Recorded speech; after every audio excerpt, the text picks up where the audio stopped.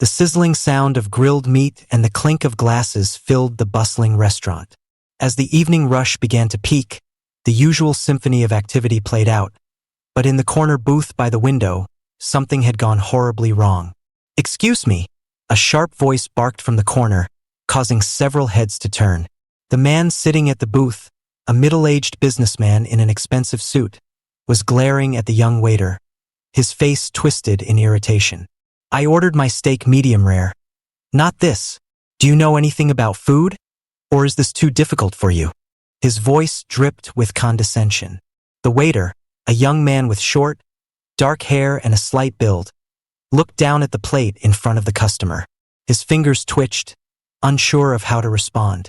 He was deaf and relied on lip reading, but the insult was clear.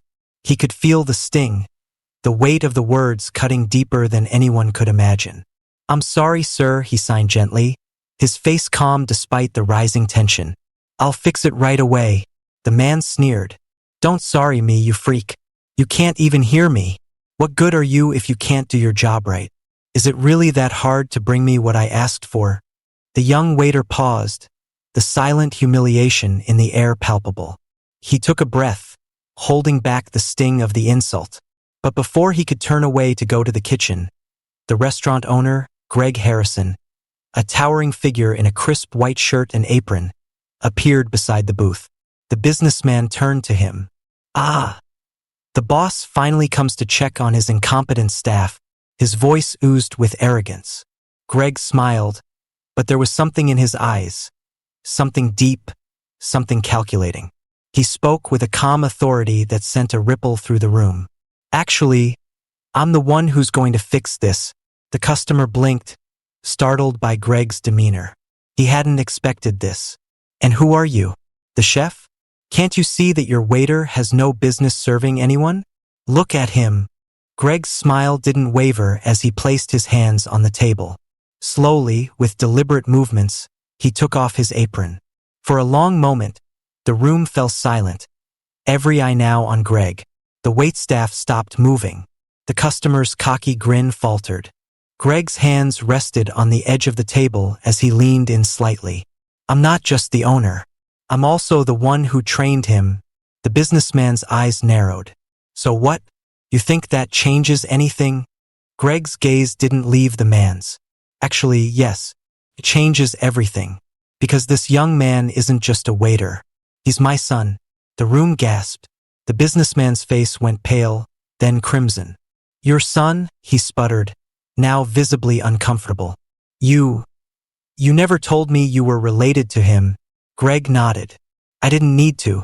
You didn't ask. But now that you're so concerned about his qualifications, I'll let you in on something." The businessman shifted in his seat, clearly agitated. "What's that supposed to mean?" Greg took a step back, his voice low but firm. "I don't tolerate disrespect. Not in my restaurant. And definitely not to my son." The waiter, who had been standing silently beside Greg, looked up at him. His eyes filled with a mixture of admiration and vulnerability. Greg placed a hand on his shoulder, giving him a reassuring smile. "I'm sorry you had to experience that," Greg said quietly, only loud enough for his son to hear. "But I've got this." With that, Greg turned back to the businessman, who was now fidgeting uncomfortably in his seat, unsure of how to react. The harsh words he'd thrown at the young man had started to settle heavily in the air, leaving an uncomfortable silence in their wake. Greg spoke again, his tone icy, yet laced with an almost poetic calm. "You see, I don't just teach my son how to serve food. I teach him how to rise above people like you. People who think they can trample over others because they have a few extra zeros in their bank accounts. People who think their privilege makes them better than everyone else." The businessman's mouth opened, then closed. His eyes flickered nervously, suddenly aware of the depths of his mistake. Greg raised a hand, signaling to the staff. "Take care of this table," he instructed one of the waiters, his voice no longer kind but resolute. "And as for you," he looked back at the businessman with an unwavering gaze. "You're done here." The businessman sputtered in disbelief. "You can't kick me out. I'm paying for this meal." Greg's voice didn't falter. You're right. You were paying. But you've made it clear you don't respect the people who work here. So I'll make it simple for you. You can leave, or I'll have security escort you out. With a sneer, the businessman stood, his face flushed with embarrassment. He stormed out, muttering under his breath. The restaurant breathed a collective sigh of relief. The staff exchanged glances, each of them silently acknowledging the moment of justice. Greg's son gave him a small, grateful smile, wiping away the tear that had formed in the corner of his eye. Greg walked over, gently patting his son on the back. You're stronger than you think. And don't let anyone ever tell you differently. The young waiter nodded, his expression softening.